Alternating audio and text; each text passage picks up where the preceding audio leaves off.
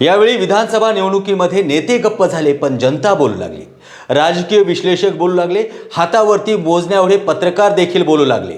माजी निवडणूक आयुक्त बोलू लागले आहेत, त्याचबरोबर सुप्रसिद्ध अर्थतज्ञ देखील बोलू लागले आहेत. याबरोबरच वरिष्ठ अर्थतज्ञ पी प्रभाकर यांनी तर निवडणूक आयोगाची खिल्लीच उडवली. महाराष्ट्रातलं मतदान 20 नोव्हेंबर रोजी झालं आणि 23 नोव्हेंबरला महाराष्ट्रातील निकाल देखील लागला. हा निकाल एवढा धक्कादायक होता की पराभूत झालेल्या उमेदवारांपेक्षा विजय झालेले उमेदवार देखील चकित झाले. ज्या उमेदवारांना मतदारांनी गल्लीत प्रवेश नाकारला होता ते उमेदवार देखील प्रचंड मतांनी या ठिकाणी निवडून आले आणि एकच चमत्कार झाला. आता याला चमत्कार म्हणायचं का महाघोटाळा हे आपण पाहूया आजच्या या व्हिडिओ. आकडेवारी पुढील प्रमाणे आहे. 20 नोव्हेंबर रोजी संध्याकाळी 5 वाजता जवळपास 58.22% मतदान झालं होतं. म्हणजेच 5,64,88,024 एवढं मतदान झालं होतं.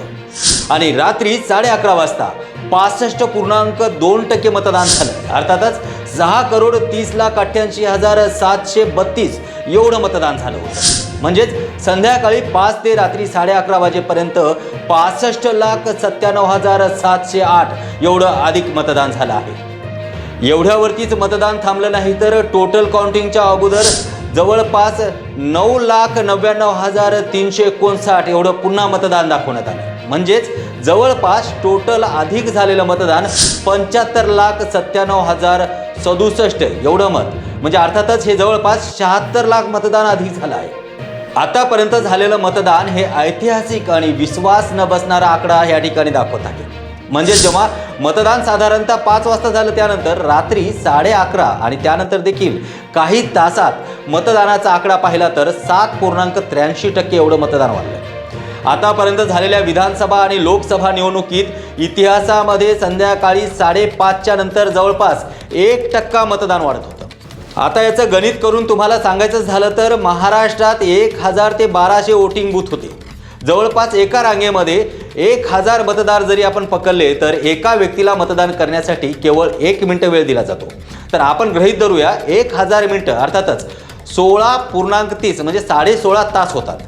यामध्ये देखील एवढं मतदान होणं शक्य नाही जेवढं मतदान 6.5 तासात झालं. त्यानंतर दुसरा महत्त्वाचा मुद्दा सांगायचा झालं तर दरम्यान इलेक्शन कमिशनकडे कुठलीही फोटोग्राफी आणि व्हिडिओग्राफी नाही. त्याचं उत्तर देखील इलेक्शन कमिशन देत नाही. खरं तर मतदान प्रक्रिया पार पडल्यानंतर इलेक्शन कमिशननं प्रेस कॉन्फरन्स घेऊन ही सगळी आकडेवारी देणं गरजेचं आहे. तरी देखील कुठल्याही पद्धतीची प्रेस कॉन्फरन्स घेण्यात आली नाही हे शंकात्मक आहे. जवळपास 5च्या नंतर जेव्हा मतदान होतं तेव्हा पहिली चिठ्ठी आणि मतदान झाल्यानंतर शेवटची चिठ्ठी याचं गणित देखील जुळत नाही आणि इलेक्शन कमिशन याचं कुठलंही उत्तर देखील देत नाही. तर मंडळींनो, आपण पाहताय महायुतीचा एवढा प्रचंड मोठ्या प्रमाणात जो विजय झाला हा विजय नसून त्याचा पर्दाफाश आपण करत आहोत. कारण जे विजय झाला आहे तो झाला आहे केवळ संध्याकाळी 5 ते रात्री 11:30 या दरम्यान जे मतदान झालंय 76 लाख मतदान जे झालं आहे ह्या 76 लाख मतदानांनीच या सगळ्यांना निवडून दिलं आहे. ज्यांना अपेक्षा नव्हती असे उमेदवार देखील यामध्ये निवडून आले. तर म्हणजे हा विजय महायुतीचा नाही तर हे जनतेची फसवणूक आहे.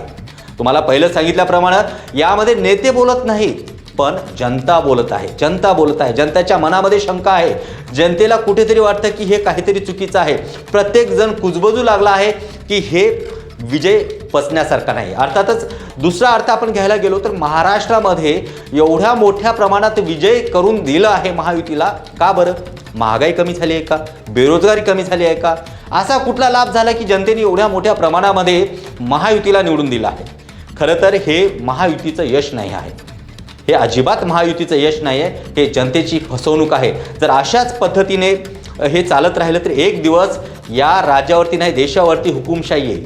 आता तुम्हाला महत्त्वाचा मुद्दा सांगायचा म्हटला तर अमित शहा जे देशाचे गृहमंत्री आहेत अमित शहा त्यांनी नुकतंच या निवडणुका संपल्यानंतर एक विधान केलं. ते विधान खूप महत्त्वाचं आहे. त्यांनी काय सांगितलं की 2029च्या निवडणुकीच्या तयारीसाठी आम्ही लागलो आहोत आणि 100% भाजपा शब्द काय लक्षात ठेवा 100% भाजपाची सत्ता आणायची आहे. अर्थ काय की कुठलाही पक्ष नको कुठलाही पक्ष नको. म्हणजे काय झालं एकनाथ शिंदेही संपले अजित पवार देखील संपले. याचा अर्थ फक्त आणि फक्त एकटा भाजपा या महाराष्ट्रावरती नाही तर या देशावरती राज्य करण्याचं स्वप्न यांचं आहे. आणि त्याच्यामुळे जर असं झालं तर विरोधी पक्षनेता नसेल विरोधात कुठलाही पक्ष नसेल, बोलणारा कोणी नसेल, तर या ठिकाणी हुकुमशाही आल्याशिवाय राहणार नाही. मला महाराष्ट्रातील नव्हे देशातील सगळ्या पत्रकारांना एक विनंती करायची आहे की आज महाराष्ट्राला विरोधी पक्ष नेता देखील ठेवला नाही, पण विरोधी पक्षाचं काम हे प्रत्येक पत्रकाराने करायला पाहिजे, ठामपणे बोलायला पाहिजे, सोशल मीडियाच्या माध्यमातून जनजागृती करायला पाहिजे. एवढंच नाही तर यासारखा जनतेची फसवणूक करणाऱ्या पक्षाला रस्त्यावरती आणणं गरजेचं आहे. त्यांनी हा जो घोळ केला आहे तो घोळ मिटवणं गरजेचं आहे. आज EVMवरती शंका नाही, EVMवरती शंका नाही तर या प्रशासनावरती, या ज्या पद्धतीनं निवडणूक आयोग काम करते त्यावरती शंका आहे. याचं उत्तर देणं गरजेचं आहे.